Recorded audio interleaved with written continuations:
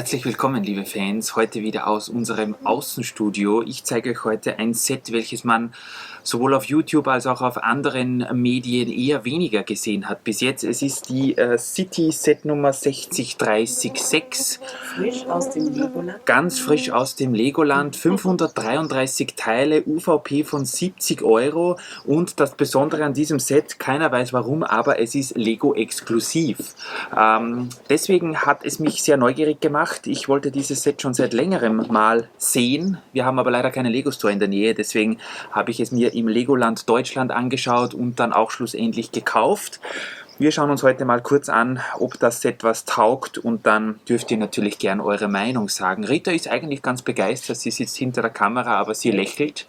Warum? Weil sehr viele Minifiguren dabei sind. Beginnen wir mal mit den Minifiguren. Es sind 6 Stück dabei hier auf dieser hässlichen gelben Platte. Aber ich finde das cool, weil normalerweise ist bei so einer Größe von Set sind nicht so viele Minifiguren dabei. Wir haben hier eine Sportverkäuferin, hat eine Kappe mit Haaren, eine weiße Kappe mit blonden Haaren, die gefällt mir sehr, sehr gut. Dann haben wir diesen kleinen Burschen hier mit dabei, einen Bäcker/Kaffeeverkäufer, dann hier einen älteren Herrn, der mit dem Kleinen unterwegs ist zum Bäcker, glaube ich. Eine Arbeiterin, auch mit so einem coolen Helm mit Frisur. Diese Fliege möchte auch mit dabei sein. Und dann haben wir noch diesen Sportler, der in einem Sportwagen daherzischt. Wendegesichter? Wendegesichter, Fehlanzeige. Wir haben hier, glaube ich, bei keiner einzigen Figur ein Wendegesicht. Es sind auch eher generische Figuren, aber diese braucht man in der Stadt einfach trotzdem immer wieder. Und wie Rita richtig gesagt hat, 6 Figuren, das sind wir heutzutage gar nicht mehr gewöhnt. Früher wären bei so einem Set, keine Ahnung, 11 oder 12 Figuren dabei gewesen. Wenn man bedenkt, dass das ein 70-Euro-Set ist, finde ich 6 Figuren eigentlich angebracht. Da finde ich das ganz okay. Ja. Schauen wir uns mal das Set in seiner Detailliertheit an. Wir haben als allererstes arbeiten wir uns von klein nach groß. Das heißt, wir müssen hier eigentlich mit diesem Fahrrad beginnen. Das haben wir schon das ein oder andere Mal in einer anderen Form gesehen. Mir gefällt aber hier dieses Lastenrad, oder wo man, glaube ich, auch ein Kind reinsetzen kann. Mir gefällt hier der vordere Teil aber auch sehr gut. Der ist hier gelöst mit so Steinen, die die Baurichtung ändern. Stimmt, und die Räder sind von einem Rollstuhl, oder? Das kann sein. Hinten ist auf jeden Fall ein kleineres Rad und vorne sind 2 größere drauf, hier in diesem dunklen Gelb. Das finde ich ganz nett, das kann man immer mal brauchen. Dann haben wir hier einen Sportwagen in Gelb und Schwarz, sieht ein bisschen aus wie Bumblebee, Cabriolet natürlich, Sitzplatz für eine Person nur, man kann hier weder Kofferraum noch sonst was öffnen, aber so ein klassisches Auto, ja, das macht sich bei uns in der Stadt eigentlich immer sehr gut und ich finde die Auspuffe cool, die haben sie schon mal so gemacht in der Richtung mit diesen Technikröhrchen. Also ein solides Auto, das wäre wahrscheinlich mit Minifigur ungefähr ein 10-Euro-Set. Dann haben wir für unsere Straßenbeleuchtung, für die Laternen hier so einen Servicewagen, der gefällt mir eigentlich auch sehr gut. Ist vom Aufbau her eher klassisch, wie man es kennt, haben wir schon das ein oder andere Mal so einen Kastenwagen oder auch einen Pritschenwagen, einen Pickup gehabt, der so aussieht hier. Leider ist bei uns diese Frontscheibe ziemlich zerkratzt. Ich weiß nicht, gegen das Licht sieht man es wahrscheinlich jetzt nicht so gut, aber die Scheibe hat ziemlich derbe Kratzer drin, was mir nicht gefällt. Das passiert uns in der letzten Zeit öfter. Wir haben das aber immer bei Lego reklamiert, bei Steine und Teile und auch zum Glück immer einen Ersatz bekommen. Hier mit einem Aufkleber, wie gesagt, das ist die, ich glaube, städtische Organisation, die Firma, die sich darum kümmert, dass hier die Straßenlaternen im einwandfreien Zustand sind. Man hat hier hinten natürlich sein kann, ich wollte gerade sagen, wenn die Minifigur dann da oben steht und ihr fällt dann von hier oben eine Glühbirne hinunter, da kann natürlich sein, dass die Scheibe zerkratzt wird. Das könnte sein. Sie ist vielleicht zu knapp irgendwo an eine Straßenlaterne rangefahren. Es sind auch hier hinten 2 Werkzeuge dabei. Wir haben einen Hammer und einen großen Schraubenschlüssel. Und hier hinten in der Ladebucht sind auch 2 solche Aufsteller, damit man ja, die Straße absperren kann. Und was ich total cool finde, also die Geschichte ist dann eben so, dass diese Dame hier mit dem Wagen natürlich am Fahrersitz hier an die Laterne ranfährt, dann sich hier nach oben begibt, die Straße absperrt, damit sie die Laterne auswechseln kann. Genau, und das sind wieder die gleichen Laternen übrigens, genau. Ich wollte gerade sagen, das sind wieder diese coolen Laternen hier hinten mit diesen, ja, sozusagen Solarzellen und auch mit diesem 1x2 Glow-in-the-Dark-Brick. Also die leuchten oder schimmern so ein bisschen im Dunkeln. Und was ich sehr nett finde, das hat mich überrascht und auch sehr gut gefallen, hier hinten in diesem Kofferraum von diesem Auto haben wir nochmal 2 Ersatz Glow-in-the-Dark 1x2er, damit man die eben auswechseln kann. Das sind relativ seltene Steine, da habe ich mich gefreut, dass die dabei waren. Bringen wir das wieder in den Ursprungszustand. Wie gesagt, eher was Klassischeres hier, aber so soll es ja auch sein. Das ist das Brot- und Buttergeschäft einer Stadt hier. Dann begeben wir uns zum größeren Teil der Stadt. Wir haben einerseits 2 große Straßenplatten. Man kennt sie, die 2021er Version. Entweder man liebt sie oder man hasst sie. Wir sind so irgendwo in der Mitte. Also ich speziell mag schon die alten Straßenplatten mehr. Wir haben aber auch schon coole Ideen gesehen, was man mit diesen neuen Straßenplatten machen kann. Und man findet auch auf Pinterest oder teilweise auch auf YouTube echt tolle Projekte. Autobahnen, Parkhäuser, Landebahnen für Flugzeuge und so weiter. Auch Rita ist da ganz begeistert. Wir haben hier den Skatepark damit erweitert, was super aussieht. Ja, und was Neues? Oder was bei dieser Straße neu ist, dass dieses Mal ein Radweg neben der Straße führt. Genau, und das ist ja auch eines der interessanten Aspekte dieses Sets hier. Einen Radweg haben wir nämlich sonst überhaupt nirgends. Es ist mit diesem Lastenrad hier ein wenig eng auf dem Fahrradweg, aber natürlich mit einem normalen Rad überhaupt kein Problem. Und besonders sind hier natürlich diese 2x4 Fliesen mit diesem bedruckten Fahrrad drauf. Die finde ich total cool, die sollte es öfter geben. Dann würden wir vielleicht in unserer Stadt am Gehsteigrand den ein oder anderen Radweg einbauen. Wir haben hier wieder diese Dachteile mit diesen Geschwindigkeitsbegrenzern oder wie auch immer, wo die Autos dann so komisch drüber fliegen. Das geht sich nämlich speziell mit diesem hier überhaupt nicht aus, weil der so tief liegt. Aber das macht nichts. Wie gesagt, hier Auf- und Abfahrt. Man könnte das natürlich auch mit den anderen Sets noch erweitern. Ist im Prinzip, wenn man sich jetzt mit dem Straßensystem angefreundet hat, nichts Tragisches. Und dann haben wir natürlich auf der hinteren Seite noch eine Einkaufsstraße, die aus 3 Teilen besteht. Beginnen wir hier natürlich die 2 Straßenlaternen, habt ihr gesehen, hier auch das Schild mit dem Fußgängerübergang, damit hier niemand überfahren wird, das wollen wir natürlich nicht.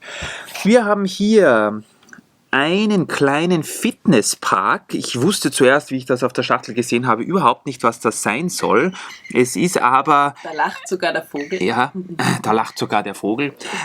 Es ist ein kleines Fitnesscenter, ein Outdoor-Fitnesscenter. Wir haben hier Parkbank, cool gelöste Zäune übrigens mit diesen kleinen... ich weiß gar nicht, wie die heißen. Das sind so runde, die gibt es manchmal in Schwarz, haben wir die schon gehabt. Ein Hundeproblem, leider, sogar 2-mal. Hydrant, eine Parkbank und dann ein Apparat, wo man so Klimmzüge machen kann und auch hier so ein, ich glaube, so gehört es eigentlich, Gerät, wo man so, keine Ahnung, Inverted Sit-Ups oder wie man die nennt, machen kann. Ihr kennt euch da sicher besser aus. Ist ein bisschen, die Sparvariante jetzt nicht besonders cool umgesetzt auf der anderen Seite, aber wir sind am Überlegen, ob wir das nicht ein bisschen erweitern sollen. Denn da könnte man nach hinten raus ja noch ein bisschen mehr Fitnessprogramm machen. Und ihr habt uns ja schon sogar ein paar Mal geschrieben, dass wir doch ein Fitnesscenter bauen sollen. Dann als nächstes in Grün haben wir eine Bäckerei, die kann man immer brauchen natürlich, hier mit schöner Verandazaun, einem Sessel, wo gerade ein Croissant gegessen wird. Und diesem Fahrradständer, der mir auch sehr gefallen hat. Genau, das Teil, diesen, was ist das eigentlich, Hula-Hoop-Reifen oder was auch immer, haben wir leider relativ selten bis jetzt. Aber man kann natürlich hier seht ihr übrigens, das Fahrrad auf dem Fahrradstreifen funktioniert einwandfrei. Und auch hier kann man ein Fahrrad abstellen. Da ist wieder mal ein neuer Trick, ein neuer Fahrradständer, der eigentlich ganz cool aussieht. Als nächstes in der Bäckerei gibt es dann hier natürlich so einen Straßencounter, weil drinnen kann man nicht sitzen, weil es so klein ist, wo wir diese jedenfalls für mich neuen 5 Cent Münzen oder was auch immer das ist haben. Die waren immer anders bedruckt. Jetzt ist dieser Fünfer groß geschrieben. Das ist, eines ist dabei Original und eines ist das Ersatzteil. Ich habe jetzt trotzdem mal beide hier platziert. Und dann kann man eben durch die Tür, die leider nicht ganz aufgeht, weil hier der Tisch im Weg ist. Vielleicht setze ich den Tisch noch eines rüber. Tisch mit einem dunkelgrünen Sessel. Dunkelgrüner Sessel, hier Aufkleber Croissant. Und wenn man das Ganze umdreht, dann haben wir auch im Innenbereich ganz was Nettes. Eine Kaffeemaschine, die jedenfalls für meine Begriffe neu gebaut ist. Ist jetzt nichts Revolutionäres, aber trotzdem ein bisschen anders. Dann hier eine Kasse, die, also auf diesem Slope, auf diesem 1x2 Slope in weiß ist, glaube ich, ein neuer Druck drauf. Den habe ich auch noch nie gesehen. Und eine coole Idee, hier einerseits die Baguettes hier in dieser Kiste und die Croissants sind hier auf so einem Pflanzenstängel aufgehängt. So cool. Was ich wirklich eine total nette Idee finde. Ich habe mich zuerst gefragt, wo gehört da noch eine Blume hin, aber das macht natürlich Sinn und das könnte man natürlich auch erweitern. Wir sind generell am Überlegen, ob wir das Set nicht nach hinten noch ein bisschen erweitern sollen, denn von der Bautiefe sind wir hier bei 4 Studs, das ist schon etwas mickrig, finde ich. Aber gut, es ist natürlich gut bespielbar, hat fast kein Dach, das Gebäude, aber hier steht natürlich bei City der Spielspaß im Vordergrund. Und dann kommen wir auch schon zu meinem persönlichen Highlight. Und zwar, das ist der Fahrradladen hier mit Sportaufkleber. Einerseits diese schönen geschwungenen Fenster hier, die lustigerweise nicht zerkratzt sind dieses Mal. Hier oben so Berge angedeutet mit Schnee. Und hier ist auch ein Mountainbike aufgehängt. Also es gibt zwar leider gar kein Mountainbike zu kaufen in dem Fahrradladen, sondern nur ein normales Rad in Magenta, was ich auch super finde, denn Magenta ist eine seltene Farbe bei Fahrrädern. Gab es damals bei den Team Telekom, glaube ich, in rosa mal, oder war das dieselbe Farbe? Ich weiß es jetzt gar nicht. Auf jeden Fall ist das ich glaube heller. Ein bisschen heller. Dann war das andere Magenta und das muss eine andere Farbe sein. Ich glaube, die anderen waren heller. Ja, richtig, die anderen waren heller. Ich weiß es jetzt nicht, müssen wir nachschauen. Hier oben auf jeden Fall ein Mountainbike in hellblau. Das gab es, glaube ich, schon mal bei einer Minifiguren-Sammelserie, wenn ich mich nicht täusche. Ja. Ist auch super zu haben und wie gesagt, eignet sich hier super als Logo, als Dekoration für den Sport- und Fahrradladen. Und hier drinnen relativ klassisch haben wir einerseits so ein Display mit 2 weißen Köpfen und Helmen und auf der anderen Seite haben wir eine Kasse, hier der Computer mit Tastatur und einem 100-Euro-Schein. Hier in der Mitte ist übrigens noch eine Mülltonne mit einer Banane drinnen und dann haben wir, glaube ich, auch schon alles gesehen. Und hier ist auch so ein Leuchtbrick verbaut, oder? In der Tür, kann das sein? Ach ja, genau, hier ist auch so ein Leuchtbrick. Das finde ich auch cool, auf den hätte ich jetzt vergessen. Die, wahrscheinlich Notausgangbeleuchtung, wenn der Strom ausfällt in der Nacht, haben wir hier auch nochmal diesen 1x2er, der im Dunkeln so ein bisschen schimmert. Sehr cool. Ganz genau. Von der Idee her sehr, sehr ja, es sind ein paar nette Ideen dabei. Wie gesagt, wir haben uns ich glaube rund um Silvester alle diese Stadtsets gekauft, weil wir sehr neugierig waren, weil wir natürlich für unsere Stadt schauen wollten, ob sich das eignet. Wir haben auch die Sets alle schon verbaut, die Autos, Figuren, alles ist natürlich schon in der Stadt. Das Einzige ist, die Straßenplatten haben wir noch nicht verbaut, aber da haben wir auch schon eine Idee dafür. Dieses Set hat mich, wie gesagt, fasziniert von Anfang an. Ich kann euch auch die Hinterseite der Verpackung noch zeigen.